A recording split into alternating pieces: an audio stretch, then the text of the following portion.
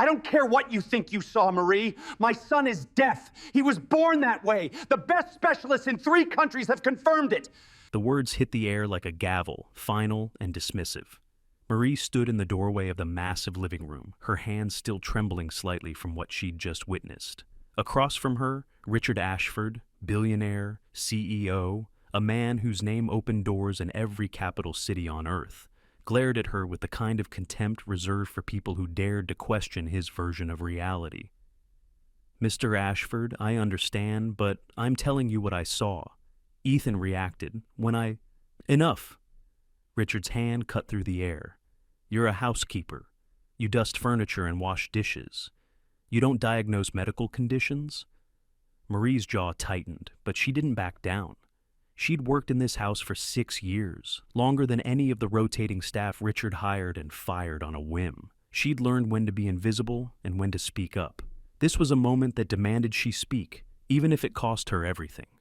"I pulled something out of his ear," she said, her voice steady despite the adrenaline coursing through her veins. "Something that shouldn't have been there." Richard's expression flickered, just for a moment, between anger and something else. Uncertainty, maybe. Or fear. Behind him, Ethan sat on the leather couch, his small hands gripping the cushions, his eyes wide and wet with tears. He was 8 years old, thin for his age, with his father's sharp features softened by youth and confusion. For the first time in his life, the world around him wasn't silent. Every sound, the hum of the air conditioning, the distant clatter of cookware from the kitchen, his father's raised voice, crashed into his consciousness like waves against a shore that had never known water. Marie had seen the boy scratch at his ear dozens of times over the past few weeks. She'd mentioned it to Richard twice, but he'd waved her off both times, muttering something about behavioral tics and sensory issues that came with deafness. The doctors had said Ethan's condition was neurological, something in the auditory nerve itself, untreatable and permanent. Richard had spent millions confirming that diagnosis. Specialists from Johns Hopkins, the Mayo Clinic, a renowned audiologist in Geneva, they had all said the same thing. But Marie had looked closer. That afternoon, while Richard was in his study screaming at someone over the phone about quarterly earnings, Marie had been folding laundry in the adjacent room. Ethan had been sitting by the window, pressing his palm against his right ear and grimacing. It wasn't the first time, but this time, when she approached him and gently tilted his head to look, she'd seen it. A dark mass lodged deep in the ear canal, barely visible even with the small penlight she kept in her apron pocket. She'd learned basic sign language 2 years ago, teaching herself from library books and YouTube videos because no one else in the house had bothered. Now she signed to Ethan. "Can I look? Does it hurt?" Ethan had nodded, his face scrunched with discomfort. Marie had retrieved the first aid kit from the kitchen, the one she'd stocked herself, because the family's medicine cabinet contained only prescription bottles and expensive imported supplements. Using a pair of sterilized tweezers and moving with the careful precision her grandmother had taught her when removing splinters from children's fingers, she'd gone in slowly, angling the light, her heart pounding because she knew this was either going to help or make things worse. The object had been lodged tight, compressed by years of earwax and tissue. When she finally extracted it, the cluster had come out in one piece, a hardened, yellowed mass of what looked like surgical packing material, the kind doctors used after invasive procedures. Marie had seen it before, years ago, when her nephew had surgery to repair a perforated eardrum. The material was supposed to dissolve or be removed during follow-up appointments. This hadn't dissolved. This had been forgotten. The moment it came free, Ethan had gone completely still. His eyes had widened, and then he'd gasped, a sharp, sudden intake of breath, and whipped his head toward the hallway where a door had just closed. He'd heard it. He'd actually heard it. Marie had whispered his name. Ethan had turned to her, tears streaming down his face, his mouth opening and closing, as if trying to form words he'd never spoken aloud. He'd reached for her, clinging to her shirt, and sobbed against her shoulder while Marie held him, her own tears falling into his hair. That was when Richard had walked in. Now, standing in the living room, with the evidence still clutched in a tissue in her hand, Marie held it up. This was inside his ear, its medical packing, from a surgery. Richard stared at the object like it was a grenade, his face drained of color. That's impossible. It's not impossible. It's right here. Marie's voice was firm, the voice of someone who'd spent years being underestimated and had finally run out of patience. Ethan had surgery when he was 11 months old, the exploratory procedure in Boston. I found the paperwork in the file cabinet last year when you asked me to organize the medical records. Richard's mouth opened, but no sound came out. He remembered that surgery. They'd been desperate. Ethan's deafness had been confirmed at 6 months, and Richard had insisted on every possible intervention. The Boston surgery had been exploratory, a last-ditch effort to see if there was any structural issue they had missed. The surgeon had said everything looked normal. The deafness, he'd concluded, must be neurological. But surgeons made mistakes. Staff made mistakes. Packing material was supposed to be accounted for, removed, checked, and double-checked. Except someone hadn't checked. Someone had sewn up Richard's son's ear with a foreign object still inside, and then the wound had healed over it, and years of follow-up appointments had focused on nerve tests and hearing aids and cochlear implant consultations, none of which involved anyone actually looking inside the ear canal with a simple light and a magnifying glass. Marie watched the realization wash over Richard's face. She took no pleasure in it. This wasn't about being right. This was about Ethan, who was sitting 3 feet away, hearing his father's breathing for the first time, hearing the tick of the grandfather clock in the corner, hearing the world his father had spent 8 years telling him he'd never access. "He can hear," Marie said quietly. "Your son can hear." Ethan's head turned toward her voice. His eyes locked onto her face, wide and wondering, and he made a sound, a small, tentative vocalization that was half gasp, half laugh. It was the sound of someone discovering a new sense, a new dimension of existence. Richard took a step forward, his hand reaching out, then dropping. He looked at his son as if seeing him for the first time, and, in a way, he was. For 8 years, Ethan had been defined by his disability, by what he lacked, by the doors that were closed to him. Richard had mourned the son he'd expected and resented the one he'd received. He'd hidden Ethan from business associates and family gatherings, calling him delicate and sensitive, when what he really meant was embarrassing. Now, the foundation of that narrative had shattered. Marie knelt beside Ethan, her hand on his shoulder. She signed as she spoke, giving him both forms of communication until he could adjust. "You're okay. You're going to be okay." Ethan's small hand grabbed hers, squeezing tight. He was trembling, overwhelmed by the sensory flood. Every sound was new, unfiltered, raw. Marie had read about this. Children who received cochlear implants or regained hearing after long periods of deafness often struggled with the intensity of sound.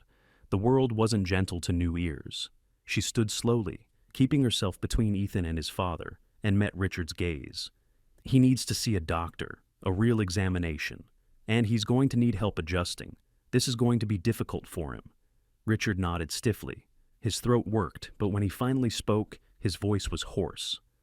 How did you know to look?" "I didn't know," Marie admitted. "I just paid attention." The words hung in the air like an indictment. Richard flinched. Because that was the truth, wasn't it? He hadn't paid attention. He'd thrown money at the problem, hired experts, demanded solutions, but he'd never actually sat with his son and watched him, listened to him, ironic as that was, or tried to understand what Ethan was experiencing. He'd been too busy being angry, too consumed by his own sense of failure, too invested in the image of the perfect family he'd wanted to project. Marie had done what he should have done. She'd cared. The housekeeper. The woman he barely looked at when he passed her in the hallway. The woman whose name he'd forgotten twice in the first year she worked for him. She'd given his son back something Richard's millions couldn't buy. Ethan made another sound, louder this time, and both adults turned toward him. He was looking at the window, where a bird had just landed on the sill outside. His mouth formed a small O of wonder. He'd seen birds before, of course, but he'd never heard them. Now, the faint chirping filtered through the glass, and Ethan's entire face lit up with amazement. Richard felt something crack open in his chest, something that had been sealed tight for years. Grief, maybe, or shame, or the beginning of something that might eventually become love, if he could figure out how to let it. Marie watched the boy discover sound, and despite everything, despite Richard's arrogance, Despite the years of being overlooked, despite the exhaustion of being the only person in this vast, cold house who seemed to care about the child living in it, she smiled. Because Ethan was hearing. He was hearing. And that was worth everything. Richard cleared his throat. "I'll call Dr. Bernstein. Have him come to the house tonight." "He should go to the hospital," Marie said. "They need to examine both ears, make sure there's no damage, no infection. This has been in there for years." Richard opened his mouth to argue. Habit mostly, because he didn't like being told what to do in his own home. But then he stopped. She was right. Of course she was right. "Fine," he said. "I'll take him." Marie hesitated, then shook her head. "I should come too. He trusts me. He's going to be scared." Richard wanted to say no, wanted to reclaim some authority, some control over the situation. But when he looked at his son, still clutching Marie's hand, still looking to her for reassurance, he realized he'd lost that authority a long time ago, if he'd ever had it at all. "Both of us, then," he said finally. Marie nodded, already mentally preparing for what came next. Ethan would need patience, support, probably therapy to help him process sounds and develop language skills he'd never had the chance to build. It would be a long road, but it was a road that led somewhere now, instead of the dead end they'd all been facing. She squeezed Ethan's hand gently and signed, "We're going to help you. You're safe." Ethan looked up at her, his eyes still wet, and nodded. Then, tentatively, he looked at his father. Richard stood there, this titan of industry who commanded boardrooms and bent markets to his will, and for once in his life, he had absolutely no idea what to do. So, he did the only thing he could think of. He stepped forward, slowly, and lowered himself to one knee so he was at Ethan's eye level. The boy watched him warily, as if expecting another dismissal, another turn back.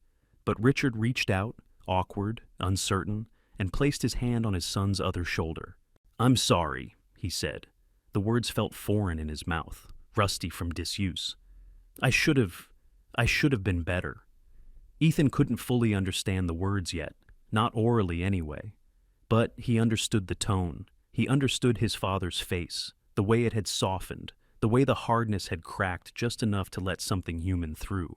And in that moment, in the fading afternoon light of a living room that had witnessed 8 years of isolation and frustration, something shifted.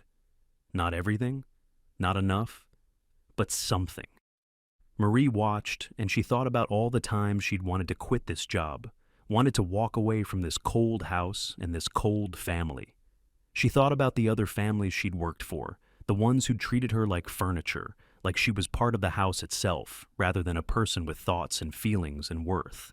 But she'd stayed because of Ethan. Because someone had to. And now, watching father and son begin to bridge a chasm 8 years wide, she was glad she had. Richard pulled out his phone with one hand, the other still on Ethan's shoulder, and dialed Dr. Bernstein's private number. While he talked, arranging for an immediate appointment, making it clear that this wasn't a request, Marie gathered her things. The small pen light, the tweezers, the tissue with its damning evidence, which she placed carefully in a plastic bag because she had a feeling they'd need it for the medical examination. Ethan watched her move around the room, his head tracking her footsteps. Every sound of her movement registered on his face. The rustle of her uniform, the soft tap of her shoes on the hardwood floor, the whisper of fabric as she folded the first aid kit closed. When she returned to his side, he reached up and touched her face, his small fingers brushing her cheek. It was a gesture of gratitude, of trust, of connection that transcended language, signed or spoken. Marie's throat tightened. She'd never had children of her own, never married, never found the right person. And then the years had slipped by while she worked and sent money home to her sister's kids and her aging mother. Ethan wasn't hers, not really, but in moments like this, the distinction felt meaningless. Richard ended the call. "He'll see us in an hour. His clinic is still open." "I'll get Ethan ready," Marie said. "He'll need a jacket. It's cold." She led the boy upstairs, her hand in his, while Richard stood alone in the living room, staring at the couch where his son had been sitting, at the window where the bird had been, at the space where a miracle had just occurred. He'd built an empire. He'd accumulated wealth most people couldn't fathom. He'd won, conquered, dominated every field he'd entered. And he'd nearly lost his son because he'd been too arrogant to see what was right in front of him. The realization settled over him like a weight, pressing down on his shoulders until he had to sit, had to put his head in his hands and breathe through the crushing sense of failure, not the kind of failure he was used to, a bad quarter, a lost deal, a competitor's victory. This was deeper. This was personal. This was the failure that mattered most. Upstairs, Marie helped Ethan into his coat, moving slowly, talking to him, even though she knew he was still adjusting to auditory input. "We're going to see a doctor. He's going to check your ears, make sure everything's okay. Your father's coming too." Ethan's eyes flickered toward the door, uncertain. Marie crouched down, meeting his gaze. "I'll be right there with you. The whole time. I promise." The boy nodded, and some of the tension left his small frame. Marie stood, taking his hand again, and together they walked downstairs. Richard was waiting by the door, car keys already in hand. He'd composed himself, rebuilt the walls, but Marie could see the cracks now. Once you saw them, they were impossible to ignore. The drive to Dr. Bernstein's clinic was silent, except for the hum of the engine and the occasional sound from Ethan, who was still processing the auditory world. Every car horn, every radio ad, every snippet of sound from outside made him flinch or turn his head, searching for the source. Marie kept her hand on his, grounding him, while Richard drove with the kind of focused intensity he usually reserved for important meetings. His knuckles were white on the steering wheel. Dr. Bernstein's clinic was in a sleek building downtown, all glass and steel, the kind of place that screamed expensive even from the outside. Richard had been bringing Ethan here for years, for checkups and consultations that always ended the same way. Nothing had changed. Nothing could change. His son would be deaf forever. Tonight would be different. Dr. Bernstein met them at the door himself, a tall man in his 60s with silver hair and the calm demeanor of someone who'd seen everything. He'd heard the urgency in Richard's voice on the phone, and his expression was professionally neutral as he ushered them into an examination room. "Richard," he said, nodding. Then, with genuine warmth, "Ethan, good to see you." He glanced at Marie, clearly wondering who she was, but Richard made no introduction. Marie didn't care. She guided Ethan to the examination chair and stood beside him, her presence a steady anchor in the sterile room. "Tell me what happened," Dr. Bernstein said, pulling on gloves. Richard looked at Marie. For once, he deferred. Marie explained, keeping her voice calm and clinical. She described what she'd seen, what she'd removed, and Ethan's immediate reaction. While she talked, she pulled out the plastic bag with the tissue and its contents, placing it on the counter. Dr. Bernstein's expression shifted as he examined the mass. His professional neutrality slipped, replaced by something sharper. Recognition, concern, and, unmistakably, anger. "This is surgical packing," he said, his voice tight. "Absorbable gelatin. It's used during invasive ear procedures." He looked at Richard. "Ethan had an exploratory surgery in Boston when he was 11 months old." "Yes," Richard confirmed, his voice hoarse. "They said everything was normal." Clearly, everything was not normal. Dr. Bernstein set the bag down with more force than necessary. "This should have been removed before they closed. If it wasn't absorbable, and clearly this type wasn't, or it degraded incorrectly, it should have been caught during post-operative follow-ups." "But all the tests afterward," Richard said, grasping for anything that made sense. "The hearing tests, the nerve conductivity studies. We're looking for neurological causes," Dr. Bernstein finished. "Because that's what we all assumed we were dealing with. A physical blockage this deep, this old, wouldn't show up on most of those tests. We weren't looking in the right place." The words landed like stones. Richard felt each one. Dr. Bernstein turned his attention to Ethan, his expression softening. He spoke slowly, clearly, making sure the boy could see his lips. "Ethan, I'm going to look in your ears now. It won't hurt. I just need to check everything." Ethan looked at Marie. She signed, "It's okay. Let him look." The boy nodded and sat very still while Dr. Bernstein conducted the examination. He used an otoscope with a light, peering into each ear, his face growing more serious as he worked. The room was silent except for Ethan's breathing and the soft mechanical sounds of the equipment. Finally, Dr. Bernstein stepped back, removing his gloves. "The right ear, where the blockage was, shows some irritation and compression of the canal, but no permanent damage that I can see. The left ear is completely normal. Structurally, there's no reason he shouldn't be able to hear." Richard's breath came out in a rush. "So he's going to be okay?" Physically, yes, but we need to understand something. Dr. Bernstein's gaze moved between Richard and Marie, finally settling on Richard. Ethan has been deaf for 8 years. His brain hasn't been processing auditory information. Even though the physical blockage is removed, he's going to need extensive therapy, speech therapy, auditory training, possibly occupational therapy, to help him integrate this new sense. It's going to be overwhelming for him. Whatever he needs, Richard said immediately. Cost doesn't matter. Dr. Bernstein nodded, but his expression suggested he had heard that before. It's not just about cost, it's about time, attention, patience. Ethan is going to be relearning how to exist in the world. He'll need support. Marie spoke up. I can help with that. I've been learning sign language, and I can learn whatever else he needs. Dr. Bernstein looked at her properly for the first time, really seeing her. You're the one who found the blockage? Yes. How did you know to look? Marie shrugged slightly. I didn't know. He kept scratching his ear, and I thought maybe something was bothering him. So I looked. The simplicity of it seemed to strike Dr. Bernstein. He glanced at Richard, and something passed between them, a wordless acknowledgement of how badly they'd all failed this child, and how a woman with no medical training had succeeded where they'd spent millions and come up empty. Well, Dr. Bernstein said finally, thank God someone was paying attention. The words echoed what Marie had said earlier, and Richard felt them like a blade between his ribs.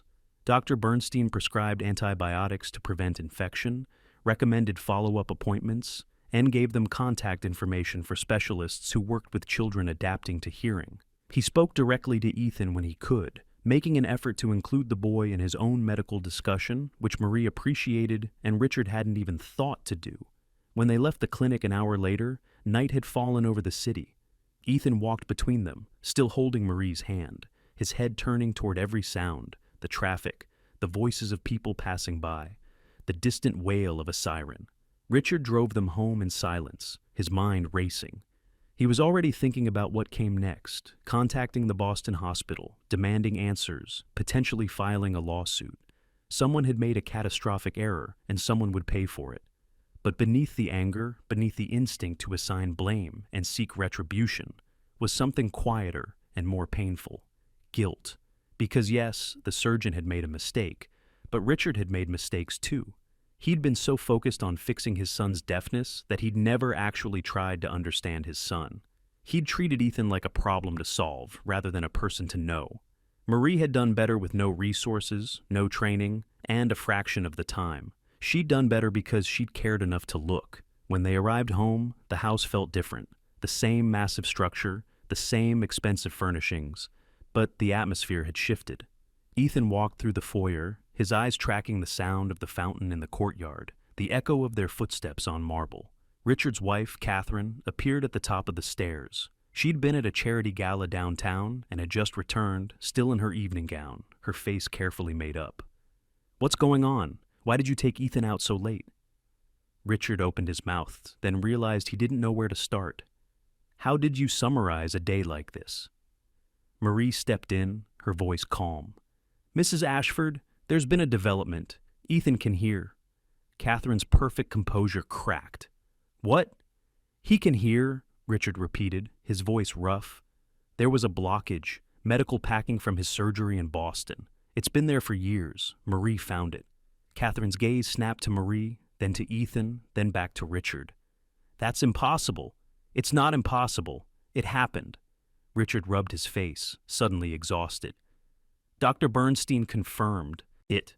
Catherine descended the stairs slowly, her heels clicking on marble, each sound making Ethan turn his head. When she reached the bottom, she stared at her son as if seeing a stranger. In truth, she'd barely seen him at all for years. Catherine had dealt with Ethan's deafness by delegating his care, to nannies, to therapists, to Richard, and eventually to Marie. She attended the important medical appointments and signed the necessary forms. But the day-to-day reality of raising a deaf child had been too much for her. She'd retreated into her social obligations, her charity work, her carefully curated public image. Now, faced with the son she'd neglected, she didn't know what to say. Ethan watched his mother with uncertain eyes. He signed something, a simple question. Okay? Catherine didn't understand sign language. She'd never learned. Marie interpreted quietly. He's asking if everything's okay. Catherine's throat worked. Yes, she managed. Everything's fine. But it wasn't fine, and they all knew it. The casual cruelty of neglect hung in the air, unspoken but unmistakable. Ethan had spent 8 years in a house full of people who had made only the barest effort to communicate with him, to include him, to see him as anything other than a burden or a disappointment. Only Marie had tried. Richard broke the silence. He's going to need therapy, specialists. Dr. Bernstein gave us referrals. Of course, Catherine said automatically. Whatever he needs. The same words Richard had used. Empty promises maybe, or maybe not. Time would tell. Marie looked down at Ethan, who was swaying slightly on his feet, exhausted from the emotional and sensory overload of the day. He should sleep. It's been a lot. I'll take him, Richard said, surprising everyone, including himself. Marie hesitated, then nodded. She signed to Ethan, "Your father will help you get ready for bed. I'll see you tomorrow." Ethan's grip on her hand tightened, reluctant to let go. "It's okay," Marie signed. "I promise. Tomorrow." Slowly, Ethan released her hand and took his father's instead. Richard felt the small fingers curl around his, tentative and trusting, and something in his chest constricted almost painfully. He led his son upstairs, hyper-aware of every sound his footsteps made, knowing Ethan was hearing them for the first time. At the bedroom door, he paused, suddenly unsure of the mechanics of putting a child to bed. He'd done it before, of course, years ago when Ethan was very young, but it felt like a lifetime ago. Ethan pulled away gently and walked to his dresser, pulling out pajamas with the practiced efficiency of someone who'd learned to be self-sufficient. He changed quickly, barely glancing at Richard, who stood awkwardly in the doorway. When Ethan climbed into bed, Richard moved closer, sitting on the edge of the mattress. The boy watched him warily. "I know I haven't been—" Richard started, then stopped. "How did you apologize for 8 years? Of absence in a single conversation? I haven't been a good father to you. I was angry, not at you, never at you, but at the situation. I felt helpless, and I didn't know how to deal with that." Ethan couldn't understand most of the words, but he could read the emotion on his father's face, the regret, the sadness. Richard reached out slowly, giving Ethan time to pull away if he wanted to, and placed his hand on the boy's shoulder. "I'm going to try to be better. I don't know if I'll succeed, but I'm going to try." Ethan studied his father's face for a long moment. Then, tentatively, he nodded. It wasn't forgiveness, not yet. But it was a beginning. Richard stayed until Ethan fell asleep, watching his son's chest rise and fall in the dim light from the hallway. He thought about all the nights he'd skipped this ritual, all the bedtime stories he'd never read, all the moments he'd missed because he was too busy, too frustrated, too focused on everything except the child who needed him most. When he finally left the room, he found Marie in the hallway, waiting. "Thank you," Richard said. The words felt insufficient, microscopic compared to what she'd done, but they were all he had. Marie nodded. "He's a good kid. He deserves better than what he's gotten." The truth of it stung, but Richard didn't argue. "I want you to stay involved with his therapy, his recovery. He trusts you." "He should trust you too," Marie said. "You're his father." "I haven't earned that trust." "Then earn it," Marie said simply. "Starting tomorrow." She walked past him toward the staff quarters, leaving Richard alone in the hallway of his enormous house, surrounded by wealth and success and all the trappings of a life well lived, and feeling more empty than he'd ever felt in his life. Downstairs, Catherine stood in the living room, still in her gown, staring at the spot where Ethan had been sitting hours earlier when Marie pulled out the blockage. She'd missed it. She'd missed everything. And now her son could hear, and she didn't even know what his voice sounded like because he'd never had a reason to speak. The weight of that realization was crushing. She poured herself a drink, her hand shaking slightly, and wondered if it was too late to become the mother she should have been from the beginning. In the staff quarters, Marie sat on her narrow bed, her own hands still trembling from the adrenaline crash. She thought about quitting. She'd thought about it 100 times over the years, but she knew she wouldn't. Not now, not when Ethan needed her most. She pulled out her phone and called her sister, needing to hear a familiar voice. "Marie, it's late. Everything okay?" Marie closed her eyes, letting herself lean against the wall. Yeah, everything's It's been a day. What happened? And Marie told her about Ethan, about the blockage, about the miracle of watching a child hear for the first time. Her sister listened, gasping in the right places, asking questions, finally saying, "My God, Marie, you saved that boy's life." "I just pulled something out of his ear," Marie said. But even as she spoke, she knew it was more than that. She'd given Ethan a future. She'd given him a chance. And that was everything. They talked for another hour, Marie gradually unwinding until exhaustion finally dragged her towards sleep. She ended the call, changed into her night clothes, and lay in the dark, listening to the sounds of the house settling around her. Somewhere upstairs, Ethan was hearing those same sounds for the first time. She hoped he wasn't scared. She hoped he knew he was safe. Tomorrow, the real work would begin. The appointments, the therapy, the long process of teaching a deaf child to navigate a hearing world. It would be exhausting, frustrating, difficult. But tonight, for just a few hours, Marie allowed herself to feel something like hope. And in his bedroom, surrounded by expensive furniture and expensive toys and all the expensive things that had never made a difference, Ethan slept and dreamed of sounds he was only beginning to understand. The world had opened up to him in ways he couldn't yet comprehend, terrifying and wonderful in equal measure. His father's voice, his mother's footsteps, Marie's gentle words, and beneath it all, the steady, reassuring rhythm of his own heartbeat, which he'd never known he'd been missing. The house was silent, but it was a different kind of silence now. Not the oppressive quiet of isolation, but the peaceful stillness of a world at rest. Tomorrow would bring challenges, questions, recriminations. The full weight of Richard's failure and Catherine's neglect would have to be confronted. The medical establishment that had missed something so fundamental would have to be held accountable. But tomorrow was hours away. For now, Ethan slept and Marie rested, and Richard lay awake in his massive bed, staring at the ceiling and contemplated how to rebuild a relationship with a son who was, in many ways, a stranger to him. The answer, he was beginning to understand, wouldn't be found in money or specialists or grand gestures. It would be found in the small moments, the daily interactions, the patient, persistent effort of showing up over and over again until trust was earned and love was proven. Marie had shown him that. A housekeeper with no formal education, no wealth, no power. She'd shown him how to be human. And if Richard had any hope of redemption, of becoming the father Ethan deserved, he would have to follow her example. The clock on the nightstand ticked toward midnight. Richard closed his eyes, knowing sleep wouldn't come easily, but grateful at least for the knowledge that his son was whole, was healing, was finally able to experience the world the way it was meant to be experienced. It was a gift, an undeserved, miraculous gift. And Richard swore to himself, in the darkness of his room, that he would spend the rest of his life trying to be worthy of it. Morning came slowly, the November sun filtering through expensive curtains and casting long shadows across bedroom floors. Ethan woke to sounds that still felt alien and overwhelming, the distant hum of traffic outside, the whisper of wind against windows, the muffled voices of staff moving through the house. He lay very still, his heart racing, trying to process each new stimulus. In 8 years of silence, he'd developed other ways of knowing the world, vibrations, visual cues, the subtle changes in air pressure when someone entered a room. Now, those familiar methods were overlaid with auditory information, and his brain struggled to integrate them. A soft knock on his door made him flinch.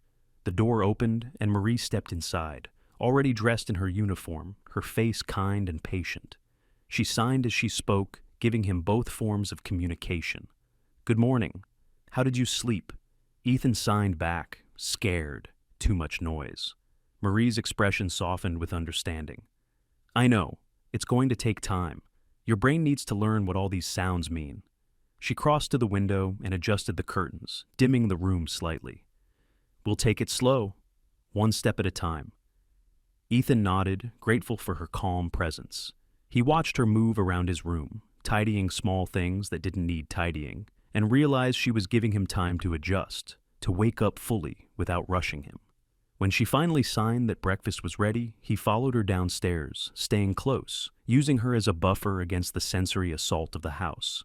The kitchen was bright and warm, already filled with the staff preparing the day's meals. Ethan had always liked the kitchen. It was the most lived-in part of the house, the place where people actually seemed human rather than formal and distant. Now, the kitchen was a cacophony. The sizzle of bacon, the clatter of dishes, the low murmur of conversation between the cook and the morning server. Ethan pressed his hands over his ears, overwhelmed. Marie noticed immediately. She guided him to a quieter corner, away from the main prep area, and sat him at the small table where the staff usually took their breaks.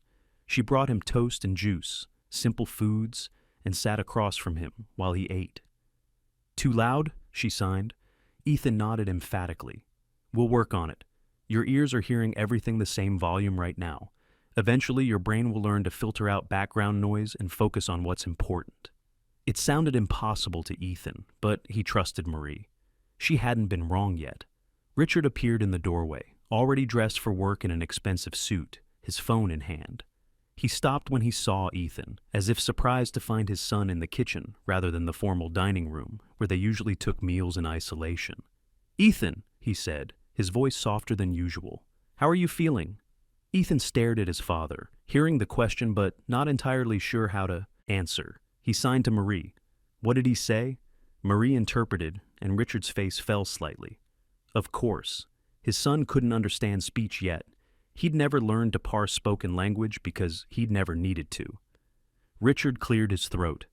"I've arranged for appointments this week, specialists who work with children in situations like this, and I've cleared my schedule for the next month." Marie looked up, surprised. "You're taking time off work?" "Yes." Richard met her eyes. "Ethan is more important." The words were right, but Marie couldn't help wondering if he meant them, or if this was another performance, another grand gesture that would fade when the novelty wore off. Time would tell. She turned back to Ethan. "Your father says he's going to help with your therapy. He'll be home more." Ethan's expression was difficult to read, hope mixed with skepticism, the look of a child who'd been disappointed too many times to trust easily. Catherine appeared next, her hair perfectly styled, despite the early hour, her clothes immaculate. She paused in the doorway, her gaze flickering over the scene, her son at the staff table, the housekeeper sitting with him like family, her husband hovering awkwardly. "Good morning," she said, her voice carefully modulated. Ethan watched her lips move but didn't respond. He turned to Marie, confused. "Your mother said good morning," Marie signed. Ethan signed back. "I can't understand her." Marie spoke aloud for Catherine's benefit. "He can hear, but he can't understand speech yet. He's never learned to process spoken language." The explanation seemed obvious in retrospect, but Catherine looked stricken, another reminder of how little she understood about her own son's experience. Richard checked his watch. "Dr. Hernandez can see us at 10. She's a speech pathologist who specializes in cases like this." "I'll have him ready," Marie said. "I'd like you to come too," Richard added, "if you're willing." Marie nodded. She'd already assumed she'd be involved, but it was good to hear Richard acknowledge it explicitly. The next several hours passed in a blur of preparation. Marie helped Ethan dress in comfortable clothes, talked him through what to expect at the appointment, and tried to keep his anxiety manageable. Every new sound in the house made him startle, a door closing, a phone ringing, the distant sound of a vacuum cleaner. By the time they left for Dr. Hernandez's office, Ethan was exhausted, and they hadn't even started the real work yet. Dr. Hernandez's clinic was smaller than Dr. Bernstein's, more colorful and welcoming, with walls covered in children's artwork and shelves full of toys and learning materials. The doctor herself was a woman in her 40s, with warm brown eyes and an easy smile. She greeted them at the door, then immediately focused on Ethan, lowering herself to his eye level. She signed as she spoke. "Hello, Ethan. I'm Dr. Hernandez. You can call me Dr. H if that's easier." Ethan's eyes widened. Another person who knew sign language. He signed back, "Hello." Dr. Hernandez smiled. "Perfect. Let's go inside and talk." The evaluation room was soundproofed and comfortable, with soft lighting and chairs that didn't feel clinical. Dr. Hernandez spent the first 30 minutes just building rapport with Ethan, asking him about his interests, his favorite activities, showing him some of the tools she'd be using. Then she began the assessment. She started with simple sounds, pure tones at different frequencies, testing the range of what Ethan could hear now that the blockage was removed. He could hear almost everything a typical 8-year-old could hear. The physical damage had been minimal. Next came discrimination exercises. Could Ethan tell the difference between similar sounds? Could he identify the source of a sound with his eyes closed? Could he match spoken words to their written or signed equivalents? This was harder. Ethan had the physical ability to hear, but his brain hadn't developed the neural pathways necessary for auditory processing. Every task that seemed simple, recognizing his own name spoken aloud, distinguishing between cat and hat, matching a sound to an action, required intense concentration and often ended in frustration. Marie watched from the side of the room, her heart aching at how hard Ethan was trying and how difficult it was for him. Richard sat next to her, his expression growing increasingly somber as he witnessed firsthand just how much work lay ahead. After 2 hours, Dr. Hernandez called for a break. Ethan slumped in his chair, exhausted, and Marie immediately went to him with a juice box and crackers, signing gentle encouragement. Dr. Hernandez pulled Richard aside, speaking quietly.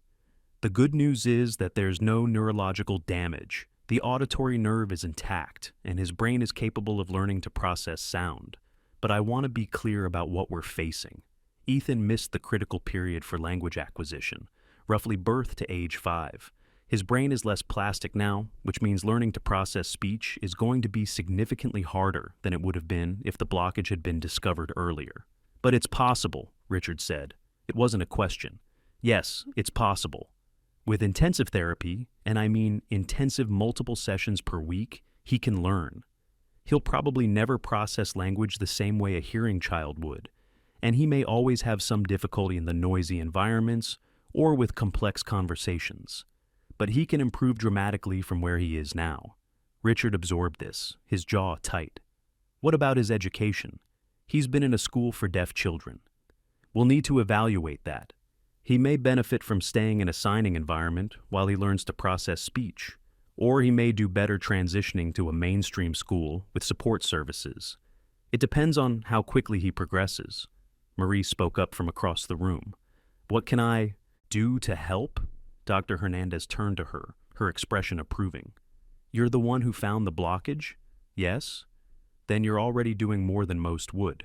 Continue signing with him. He'll need that familiar form of communication as a foundation while he builds auditory skills. Talk to him even when he doesn't understand, so he gets used to the rhythm and pattern of speech. Read to him, sing if you're comfortable with that. Exposure is key. I can do that, Marie said. And patience, Dr. Hernandez added, addressing all of them. This is going to be frustrating for Ethan. He's going to have setbacks. He's going to get angry and discouraged. The worst thing you can do is push too hard or express disappointment when he struggles. She looked pointedly at Richard as she said this, and he had the grace to look somewhat abashed. They scheduled 3 sessions per week with Dr. Hernandez, plus homework exercises to practice at home. When they finally left the clinic, the sun was high and harsh, and Ethan looked like he'd run a marathon. Richard drove them home in silence, processing everything he'd heard. The treatment plan, the long timeline, the possibility that his son might never fully catch up to his peers. He'd spent 8 years mourning the loss of a hearing son. Now he had to confront the reality that even with hearing restored, Ethan would still face challenges, would still be different, would still require patience and understanding and acceptance. It was almost too much to grasp. When they arrived home, Ethan went straight to his room, shutting the door behind him. Marie moved to follow, but Richard stopped her with a gentle hand on her arm. Let him rest, he said. He's overwhelmed. Marie hesitated, then nodded. She retreated to the kitchen to grab a late lunch, and Richard found himself alone in the vast foyer of his house, unsure what to do next. Catherine emerged from her office, where she'd spent the morning on phone calls for her various charity boards. How did it go? It's going to be a long process, Richard said. Years, probably. Catherine absorbed this, her expression difficult to read. But he'll be able to hear, to speak? Dr. Hernandez thinks so, with therapy. That's good. Catherine's voice was flat, automatic. That's good. Richard studied his wife, seeing her properly for the first time in months, maybe years. When had they become strangers to each other? When had their marriage become a business arrangement, a partnership of convenience and public image rather than anything resembling love or intimacy?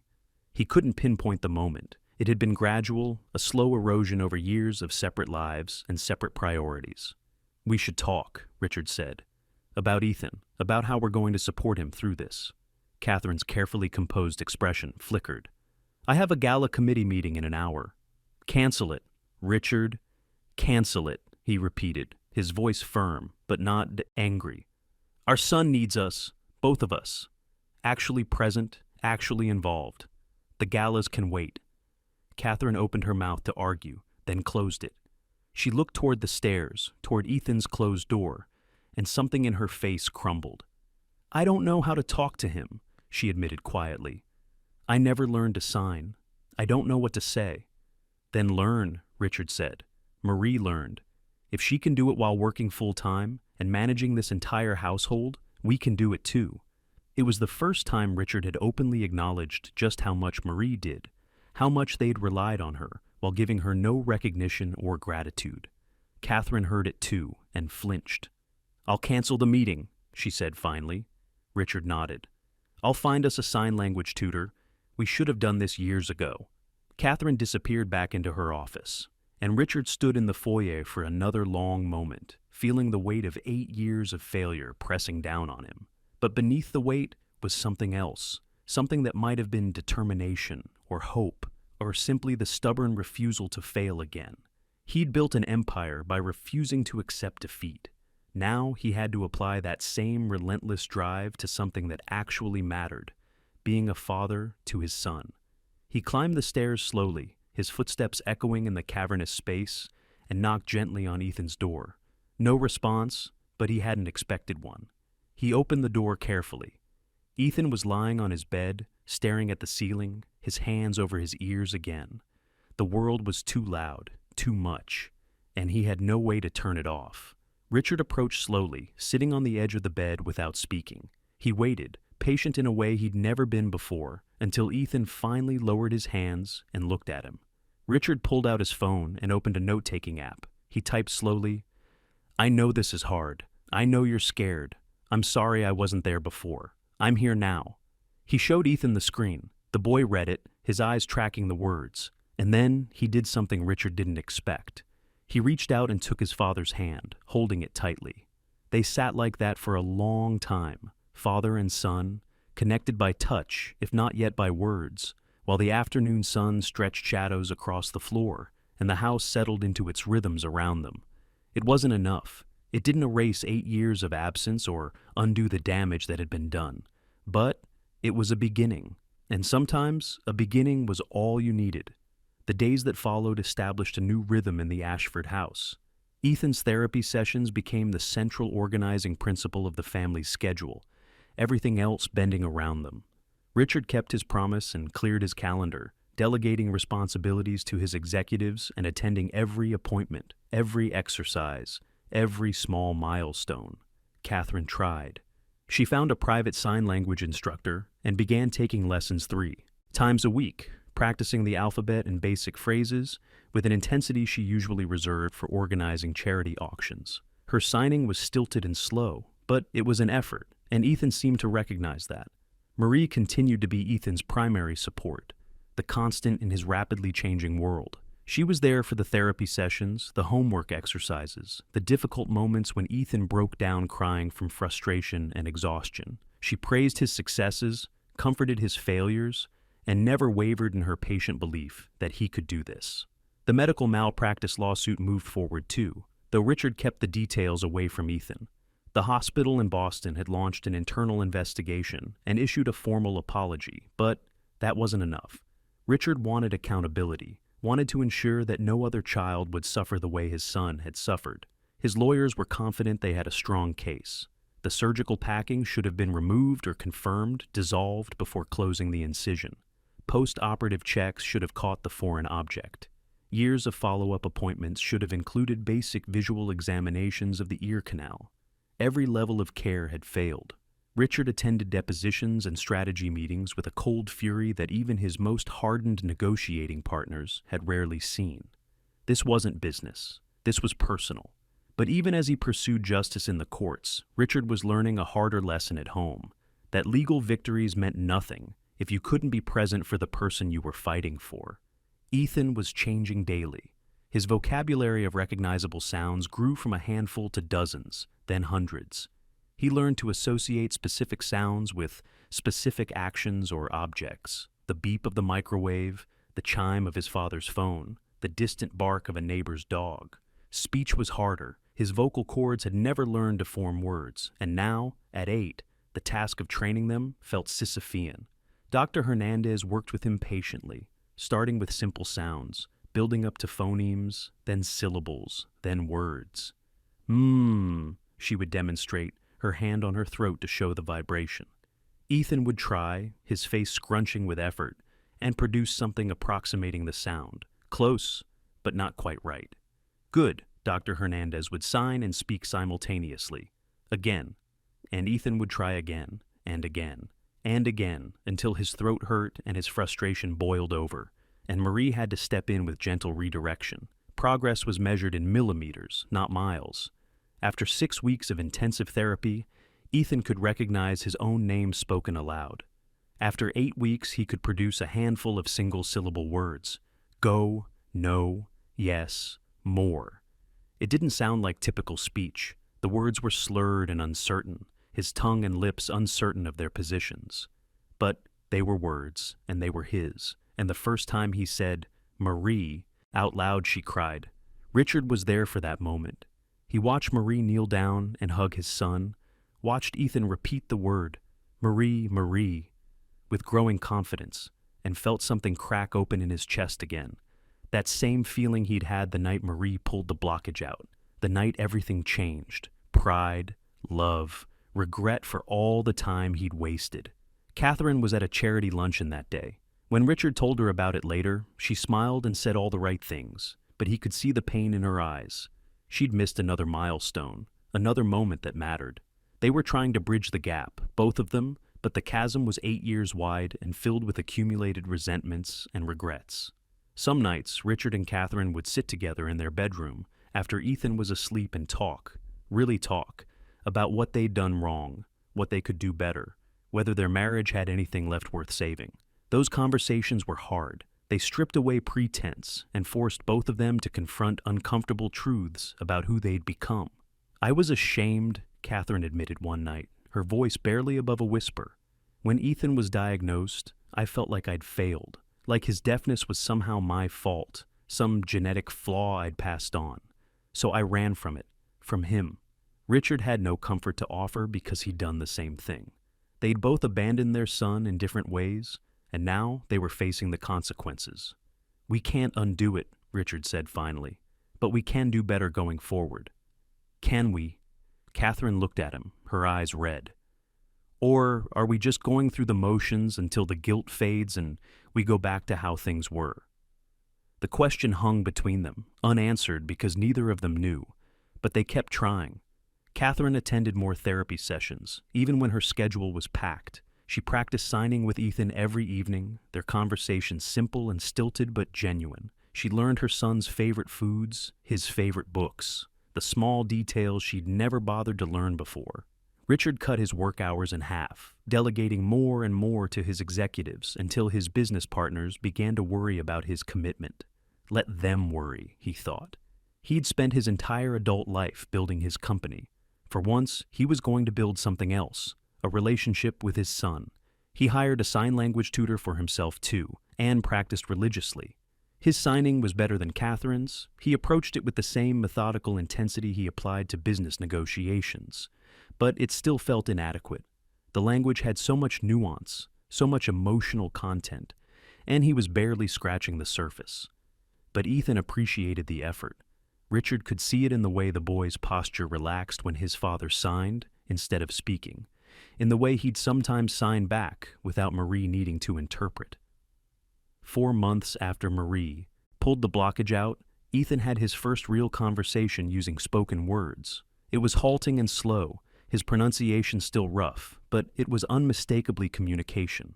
Dr. Hernandez had asked him what he wanted to do when he grew up. Ethan had thought for a long time, his brow furrowed. Then, slowly, laboriously, he'd said, "Help people, like Marie."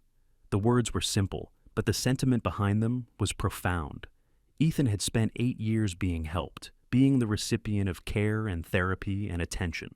Now, having experienced both silence and sound, having seen how a single act of attention could change everything, he wanted to give that back to others. Richard, sitting in the observation room, felt tears prick his eyes. His son, his beautiful, determined, compassionate son, wanted to help people, and the person he admired most, the person he wanted to emulate, wasn't his billionaire father or his socialite mother. It was the housekeeper who'd cared enough to look. That night, Richard made a decision. He called Marie into his study, away from the usual spaces where their interactions were defined by employer and employee. "Sit," he said, gesturing to one of the leather chairs across from his desk. Marie sat warily. In 6 months of working for Richard, she'd been called into his study exactly twice, both times to discuss household budgets. This felt different. "I want to offer you a different position," Richard said without preamble. "Not a housekeeper, a full-time caregiver and advocate for Ethan. Your salary would triple, and you'd have complete authority over his care plan, his education, his therapy schedule. I'd also fund any training or education you need to support him better." Marie stared at him. "Mr. Ashford?" "Richard," he corrected. "And before you answer, you should know this isn't about replacing his parents. Catherine and I are trying to be better, to be present. But Ethan trusts you in a way he doesn't trust us yet. Maybe he never will. You've earned that trust, and I'd be a fool not to recognize that." "Why now?" Marie asked. "Why not months ago?" "Because I'm an idiot," Richard said bluntly. "Because it took watching my son say your name before he'd even attempt to say mine for me to realize how badly I've failed him. And because if I've learned anything in the last 4 months, it's that titles don't matter. Money doesn't matter. What matters is showing up and doing the work, and you've been doing that work all along." Marie was quiet for a long moment. "What about the rest of the staff? I'm not exactly going to be popular if I suddenly get a promotion while they're still scrubbing floors." "Then we hire someone else to scrub floors. The house doesn't matter, Marie. Ethan matters." It was perhaps the truest thing Richard had ever said in his life. Marie nodded slowly. "I'll think about it. Take all the time you need." She stood, then hesitated at the door. "For what it's worth, you're doing better. As a father, Ethan sees it." The words meant more to Richard than any business deal he'd ever closed. Marie did accept the position after a week of consideration and some negotiation about the specific terms. She wanted it in writing that Ethan's welfare came first, before Richard's schedule, or Catherine's social obligations, or anyone else's convenience. She wanted veto power over any medical or educational decisions. She wanted to ensure that if the family's attention waned, she had the authority to push back. Richard agreed to all of it.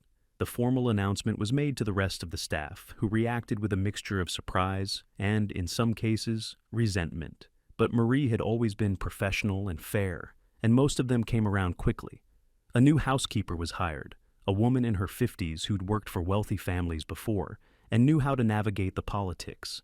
Marie moved into a larger room on the second floor, closer to Ethan's bedroom. She worked with Dr. Hernandez to develop a comprehensive care plan that integrated speech therapy, auditory training, occupational therapy, and educational support. Ethan was thriving, slowly, painfully, with setbacks and frustrations, but thriving nonetheless. His vocabulary expanded, his pronunciation improved. He started attending a special school that worked with children who had complex communication needs, and for the first time in his life, he had friends.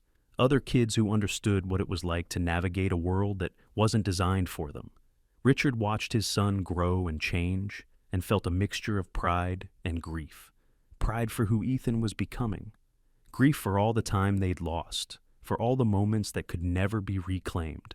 He and Catherine settled into a kind of detente. They'd never be the couple they'd been when they first married, full of ambition and attraction and shared dreams. Too much had happened. Too much damage had been done, but they were partners in Ethan's care, and that gave their relationship purpose, if not passion. Sometimes Richard wondered if they should just divorce, split amicably, and co-parent from separate homes. But every time he considered it, he thought about how much disruption Ethan had already endured, and he shelved the idea for another day. The malpractice lawsuit took 2 years to resolve. The hospital fought hard, bringing in expert witnesses to argue that the retained packing material was an unfortunate but unforeseeable complication. Richard's legal team countered with evidence of systematic failures, inadequate counting procedures in the operating room, cursory post-operative examinations, a focus on expensive tests over basic physical examinations. In the end, the hospital settled for an undisclosed sum. Richard donated most of the money to organizations that provided hearing care and support for families who couldn't afford specialists. A portion went into a trust for Ethan's future, and another portion funded a foundation in Marie's name to train caregivers and medical professionals on advocacy and attention to detail. The foundation was Richard's idea, and Marie had been overwhelmed when he told her about it. "I don't need a foundation," she'd protested. "It's not about what you need," Richard had replied. "It's about what other families need. You saved Ethan because you paid attention. How many other kids are out there right now with problems that could be solved if someone just looked closer? How many Maries are out there who could help if someone taught them how?" The Marie Foster Foundation launched with significant funding and clear mission: to train caregivers, teachers, and non-medical professionals in basic advocacy and observation skills, to empower them to speak up when something seemed wrong, and to connect families with resources when medical systems failed them. Marie served on the board, uncomfortable with the attention but committed to the cause. She told her story, Ethan's story, at fundraising events and training sessions, always emphasizing that she'd done nothing special, nothing anyone else couldn't do if they simply cared enough to try. But the people who heard her speak knew better. What she'd done was extraordinary, not because it required special skills or education, but because it required seeing someone else's suffering as worthy of attention. In a world that often treated domestic workers as invisible, Marie had been seen because she'd made herself impossible to ignore. Ethan grew older. At 10, he was speaking in full sentences, though his speech was still noticeably different from his peers, slower, more deliberate, with a slight slurring that marked him as someone who'd learned language late. He didn't care. He'd found his voice, and he used it. He stayed close to Marie, even as his relationship with his parents deepened and improved. She was still the person he went to, first when he was upset or confused. She was still the person whose approval mattered most. Richard had made his peace with that. He'd never be Ethan's favorite parent. If he was honest with himself, he'd probably never be Ethan's favorite person at all. But he was present. He was trying. And on good days, that felt like enough. On Ethan's 11th birthday, the family gathered in the living room, the same room where Marie had pulled the blockage out 3 years earlier. The space had been redecorated since then, made warmer and more comfortable, less a showpiece and more a living space. Ethan opened presents with genuine enthusiasm, surrounded by his parents, Marie, and a handful of friends from school. He could hear the crinkle of wrapping paper, the excited chatter of his friends, the soft jazz music playing in the background. All sounds he'd once lived without, and now couldn't imagine being without. When the presents were done and the cake had been served, Richard stood and cleared his throat. "I want to say something." The room quieted. Ethan watched his father, curious. 3 years ago, Richard began, his voice rough with emotion, "I almost lost my son. Not because of his deafness, but because of my own blindness. I was so focused on what was wrong, on what was missing, that I couldn't see what was right in front of me. A child who was smart and kind and deserving of love and attention." He looked at Marie. Someone else saw what I didn't. Someone without medical training or advanced degrees, or any of the resources I'd spent millions on. She saw my son struggling and she did something about it. Marie shifted uncomfortably in her seat. She'd never liked being the center of attention. Richard turned back to Ethan. "You're 11 now, old enough to understand this story, I think. You were deaf for 8 years because of a mistake during surgery. A piece of packing material was left in your ear, and for years, no one found it. Every specialist I hired, every test I ordered, every consultation I demanded, all of it missed the simplest explanation." Ethan knew some of this story, but not all the details. He listened, his face serious. "Marie found it," Richard continued. "She found it because she was paying attention to you in a way no one else was. And when she pulled that material out, you heard for the first time in your life." He paused, gathering himself. "I want you to know that I'm sorry. Sorry I wasn't the one who found it. Sorry I wasn't the one paying attention. Sorry for all the years I treated you like a problem to solve instead of a person to know." Tears were streaming down Richard's face now, and he didn't bother to wipe them away. "You're not a problem, Ethan. You never were. You're my son, and I love you, and I'm going to spend the rest of my life trying to be worthy of being your father." The room was silent. Ethan stood slowly and walked to his father. Richard knelt, bringing himself to Ethan's level, and the boy wrapped his arms around his father's neck. "I love you too," Ethan said, the words clear despite their slight slurring. "You're doing good, Dad. You're doing good." It was perhaps the greatest gift Ethan could have given him, not absolution exactly, but acknowledgement that Richard was trying, that the effort mattered, that there was still time to build something real between them. They held each other for a long moment, and the room remained respectfully quiet. Catherine was crying too, her own tears a mixture of joy and regret. She'd made progress with Ethan, but not as much as Richard had. Her relationship with her son was still more distant, still marked by years of absence that couldn't be erased. But she was trying, and in the end, maybe that was all any of them could do. When Richard finally released Ethan, he stood and faced the room full of people, family, friends, Marie. "I learned something these past 3 years," he said. "Money can buy a lot of things, but it can't buy attention. It can't buy compassion. It can't buy someone actually seeing you and caring about what they see." He looked directly at Marie. "Thank you for everything, for saving my son's life, for teaching me how to be a father, for showing us all what real care looks like." Marie nodded, her own eyes wet. "He's a good kid," she said simply. "He always was." The party continued, shifting back to celebration, but the moment lingered. The acknowledgement of how close they'd come to losing everything, and how one person's attention had changed the course of all their lives.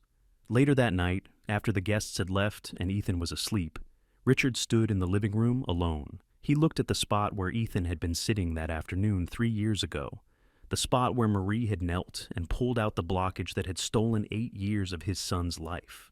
He thought about all the what-ifs. What if Marie had never looked? What if she'd dismissed Ethan's discomfort the way he had?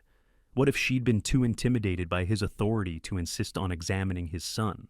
Ethan would still be deaf, still isolated, still living in silence, while Richard threw money at unfixable problems and grew more bitter and distant with each failed intervention. One moment had changed everything. One act of simple human decency. Richard walked upstairs slowly, checking on Ethan as he always did before going to bed. The boy was asleep, his breathing deep and even, his face peaceful. Richard stood in the doorway for a long moment, just watching his son sleep, and felt a profound gratitude that threatened to overwhelm him. Gratitude for Marie, gratitude for second chances, gratitude for the possibility of redemption, even when you'd failed as spectacularly as he had. He pulled Ethan's door partially closed and walked down the hall to Marie's room. Her light was still on, visible through the crack under the door. He knocked gently.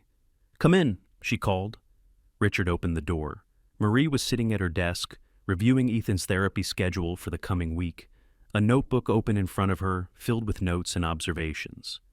"I wanted to thank you again," Richard said, "for today, for everything."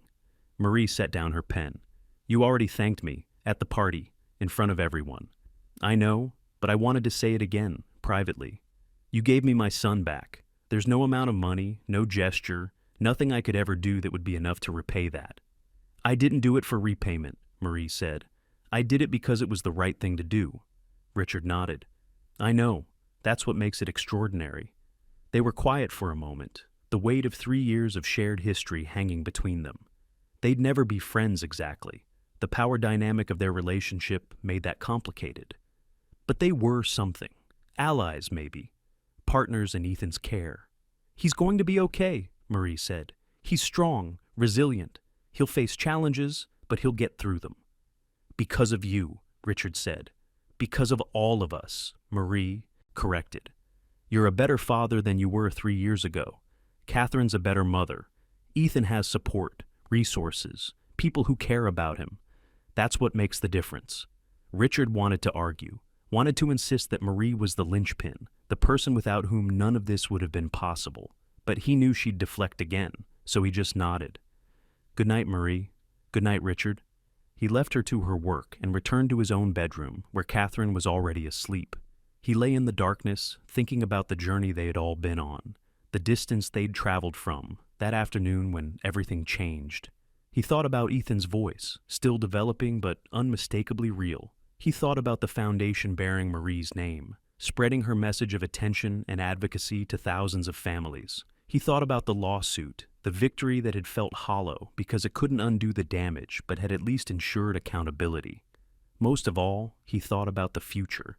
Ethan was 11 now. 7 more years until he was an adult. 7 more years of therapy and growth and learning. 7 more years to build the relationship Richard had neglected for the first 8 years of his son's life. It wouldn't be easy.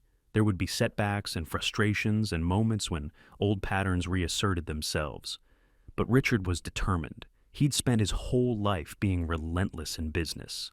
Now he was learning to be relentless in love, in presence, in the daily mundane work of actually being a father. Sleep came slowly, but when it did, Richard dreamed of Ethan's voice calling his name, clear and strong and full of trust. The years continued to unfold, each one bringing new challenges and small victories. Ethan's speech improved steadily, though he retained a distinctive accent that marked him as someone who'd learned language late. His teachers at school noted that he was brilliant with written language, able to express himself in writing with a clarity and emotional depth that exceeded his peers. He'd developed a unique perspective, having experienced the world through 2 completely different sensory frameworks. In his creative writing assignments, he described sounds in ways that made his teachers pause and reconsider things they'd taken for granted their entire lives. The way rain sounded like thousands of tiny fingers tapping, the way his father's voice felt like warm honey when he spoke gently, the way music was both overwhelming and beautiful, a chaos that somehow organized itself into meaning. At 13, Ethan started volunteering at a school for deaf children, using sign language that remained more fluent than his speech ever would be. He worked with younger kids, teaching them signs, playing games, being the older child he'd never had when he was their age. The teachers there loved him. He was patient and kind, and he understood the isolation these children felt in ways hearing people never could. He'd lived it. He'd survived it. And now he was giving back. Marie drove him to these volunteer sessions every week, sitting in the waiting area with a book while Ethan worked with the children. She watched him sign and laugh and connect with these kids, and felt a pride so profound it was almost painful. This was what she'd saved. Not just a boy's hearing, but his capacity for compassion, his desire to help others, his entire future self. Richard tried to attend when his schedule allowed, though his presence often made Ethan self-conscious. His father was still Richard Ashford, Billionaire CEO, and that carried weight even in a school for deaf children. The administrators knew who he was, and they'd sometimes ask him for donations or introductions to other wealthy benefactors. Richard always obliged, writing checks and making calls, but he tried to keep the focus on Ethan rather than himself. This was his son's space, his son's passion, and Richard was learning to support from the background rather than commanding the spotlight. Catherine volunteered there too, occasionally, though less frequently than Richard. She'd finally admitted to herself that she wasn't particularly good with children, even her own son. She loved Ethan. She'd learned to love him in the messy, complicated way you learn to love anything you'd nearly lost. But she didn't have the natural warmth and patience that Marie possessed, or even the determined persistence that Richard had developed. What Catherine did have was organizational skills and social connections. She used them to establish a scholarship fund for deaf students, to organize fundraising galas that actually raised significant money instead of being excuses for wealthy people to congratulate themselves, and to recruit other socialites to causes that mattered. It wasn't the hands-on work Ethan needed, but it was valuable work nonetheless. And Ethan recognized that. He signed "Thank you" to his mother after each successful fundraiser, and Catherine treasured those moments more than any of the accolades she'd received in her charity circles. At 15, Ethan gave a speech at a medical conference about patient advocacy and medical errors. Richard and Marie sat in the audience, watching him stand at the podium in an auditorium full of doctors and nurses and medical professionals, telling his story with a poise that belied his age. I was deaf for 8 years because someone made a mistake and no one caught it, Ethan said, his words slow and deliberate but perfectly clear. I don't tell you this to make anyone feel bad. I tell you this because mistakes happen. Systems fail, but patients have advocates, parents, family members, caregivers, and when those advocates speak up, you need to listen. He talked about Marie, about how she'd noticed what dozens of specialists had missed. He talked about the importance of basic examinations, of not being so focused on complex explanations that you missed, simple ones. My housekeeper saved my life, Ethan said. Not because she was smarter than you, but because she was paying attention to me as a person, not just as a case study or a problem to solve. Every patient deserves that kind of attention. The audience was silent, absorbing the implicit criticism wrapped in his words. Some of the doctors shifted uncomfortably. Others nodded, recognizing the truth in what he was saying. When Ethan finished, the applause was genuine and sustained. Several doctors approached him afterward, asking questions, sharing their own stories of missed diagnoses and system failures. One woman, a pediatric neurologist, actually apologized to him directly, saying she'd been one of the specialists who had examined him years ago and had failed to find the blockage. Ethan was gracious. You were looking for neurological problems. That's what you were trained to look for. I don't blame you. I just want to make sure it doesn't happen to someone else. The interaction was remarkably mature for a 15-year-old, and Richard watched with a mixture of pride and humility. His son was becoming a better person than he'd ever been. After the conference, as they drove home through evening traffic, Ethan signed to Marie from the back seat. She interpreted aloud for Richard's benefit. He's asking if he did okay. You did more than okay, Richard said, meeting Ethan's eyes in the rearview mirror. You were extraordinary. Ethan smiled, a genuine expression of pleasure at his father's approval. Their relationship had deepened over the years, built on consistent presence and genuine effort. They'd never have the easy intimacy that came from a lifetime of connection, but they had something real, something earned through hard work on both sides. Marie should have been on stage with me, Ethan signed. It's her story too. Marie shook her head. It's your story. I'm just the person who pulled something out of your ear. You're the person who saved my life, Ethan signed emphatically. You're the person who cared enough to look. Marie's eyes filled with tears, as they often did when Ethan expressed gratitude. She'd never expected thanks. She'd done what any decent person would do. But the fact that Ethan recognized it, appreciated it, never took it for granted, that meant everything. That night, the Ashford family had dinner together, something that had become a regular ritual over the years. They sat around the kitchen table, rather than the formal dining room, eating food that Marie had prepared with Ethan's help. He'd discovered he enjoyed cooking, the precise measurements and processes appealing to his methodical mind. The conversation was a mixture of speech and sign, everyone switching fluidly between both. Catherine had become reasonably proficient in ASL after years of practice. Richard was better, his competitive nature driving him to master the language with the same intensity he'd brought to business. They talked about the conference, about Ethan's upcoming semester at school, about a documentary on deaf culture that Ethan wanted to watch. Normal family conversation, the kind of mundane interaction that had been absent from this house for most of Ethan's life. After dinner, Ethan retreated to his room to work on homework, and the three adults remained at the table, lingering over coffee. He's really something, Catherine said quietly. Our son. He's going to change things. He already has, Richard replied. The foundation has trained over 5,000 caregivers now. We've documented dozens of cases where trained advocates caught problems doctors missed. Ethan's story opened doors. Marie's story, Catherine corrected. Let's be honest about who the hero is. Marie shifted uncomfortably.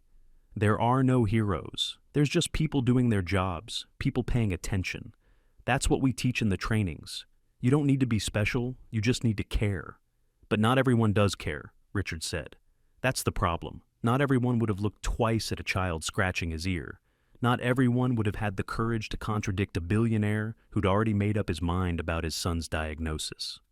Marie met his eyes across the table. I was scared, she admitted. I thought you might fire me. I almost did, Richard said, his voice heavy with shame. I was so arrogant, so convinced I knew better. If you'd backed down when I dismissed you, Ethan would still be deaf. The weight of that alternate timeline hung in the air. Catherine reached across the table and took Richard's hand, a rare gesture of intimacy between them. Their marriage had evolved into something more like a deep friendship than a romance. But there was genuine affection there, born from shared purpose, if not passion. "We can't change the past," Catherine said. "We can only do better going forward." It had become something of a family motto over the years, a reminder when any of them slipped back into old patterns. At 17, Ethan applied to colleges. His grades were excellent, his SAT scores impressive despite the accommodations he required for the test. He wrote his personal essay about the experience of gaining hearing at age 8, about how it had shaped his understanding of communication and human connection. He applied to programs in speech pathology, communication disorders, and disability advocacy. He wanted to work with people like his younger self, wanted to be the professional who listened to advocates like Marie, wanted to bridge the gap between medical expertise and human attention. Every school he applied to accepted him. Several offered full scholarships. The University of Michigan's program in speech-language pathology sent him a personal note from the department chair, saying his perspective would be invaluable to the field. When the acceptance letters arrived, Richard and Catherine and Marie gathered in the living room, that same living room where everything had changed nearly a decade ago, to celebrate with Ethan. "I'm proud of you," Richard said, signing as he spoke. "Whatever you choose, wherever you go, I'm proud of you." Ethan smiled, then turned to Marie and signed, "Come with me, as my advocate, my support person." Marie was taken aback. "Ethan, you'll be in college. You don't need me following you around." "Maybe not," Ethan signed, "but I want you there, not as my employee, as my family." The word family hit Marie like a physical force. She'd worked for the Ashfords for over a decade now, had been an integral part of Ethan's life for most of his conscious memory. But she'd always maintained some professional distance, always remembered that this wasn't actually her family, that she was paid to be here. Except, it hadn't felt like just a job for a very long time. "The foundation needs me," Marie said, deflecting, "and your parents need help coordinating." "The foundation can hire staff," Richard interrupted. "And Catherine and I are capable of managing our own schedules. If you want to go with Ethan, support him through college. We'll make it work."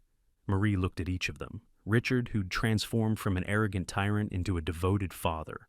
Catherine, who'd learned to express love through action, if not always through words. And Ethan, who'd become a remarkable young man despite every obstacle placed in his path. "Let me think about it," she said finally.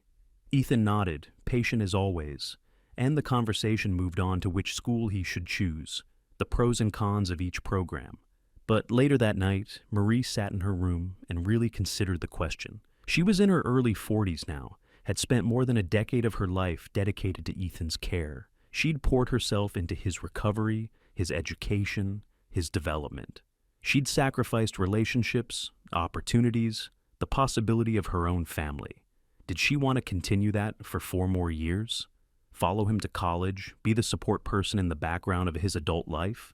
Or was it time to let go, to allow Ethan to become independent, to reclaim some part of her own identity that wasn't defined by being his caregiver? The question kept her awake for hours, turning over possibilities in her mind. In the morning, she had her answer. She found Ethan at breakfast, signing before she lost her nerve. "I'll come with you, not to hover, not to control, but to be there if you need me, as family." Ethan's face lit up with joy, and he hugged her fiercely. Over his shoulder, Marie caught Richard's eye. The man nodded once, a gesture of approval and gratitude and respect. They'd come so far from that afternoon, when she'd been just the housekeeper, when her opinion had been dismissed, when her value had been measured only by how well she cleaned and cooked.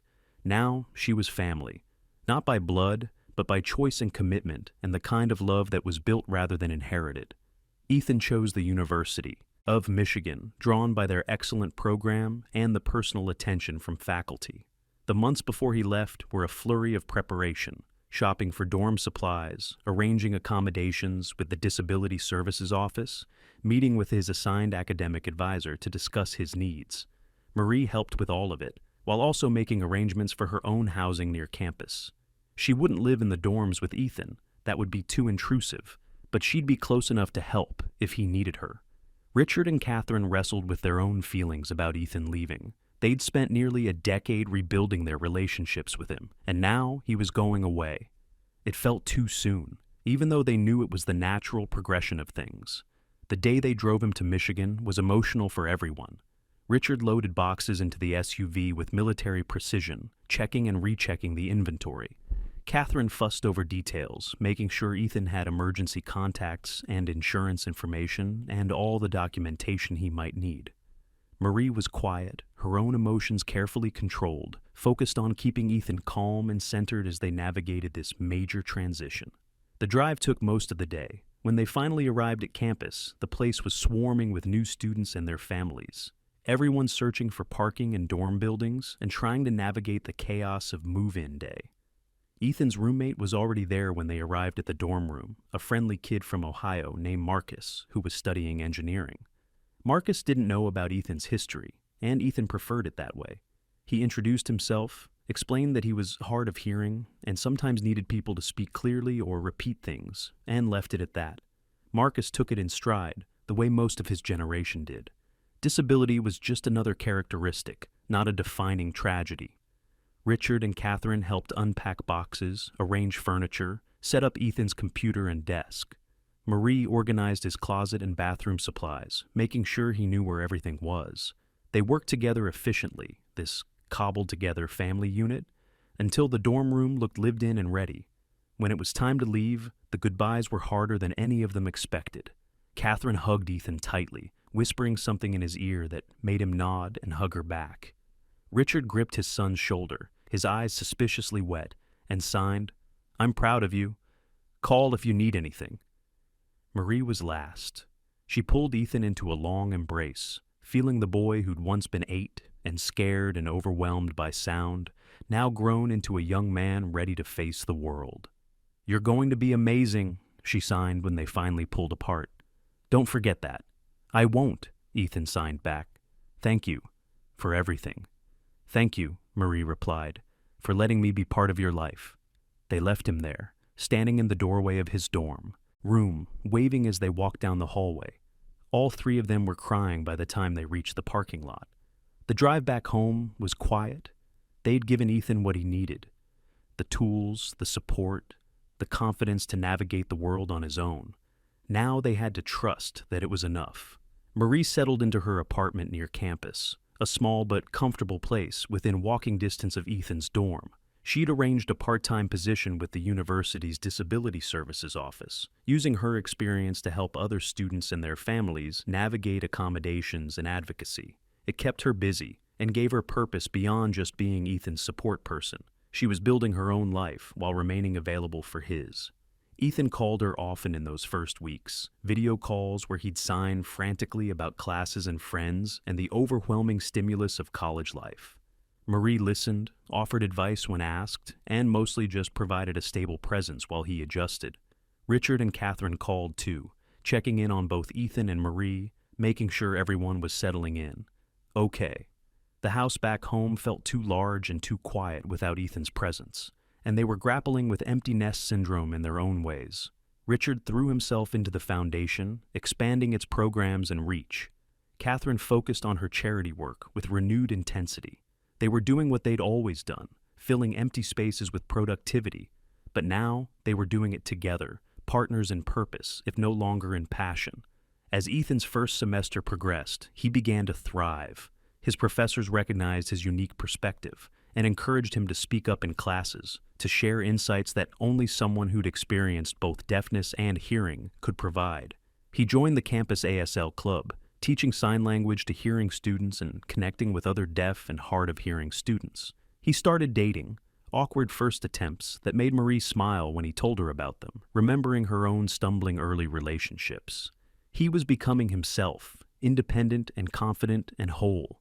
At Thanksgiving, he came home for the break. The reunion was joyful, the family gathering around the kitchen table to share a meal that Ethan and Marie cooked together, falling back into comfortable rhythms. "How's school?" Richard asked, signing and speaking simultaneously, a habit he'd never broken. "Amazing," Ethan replied. "Hard, but amazing.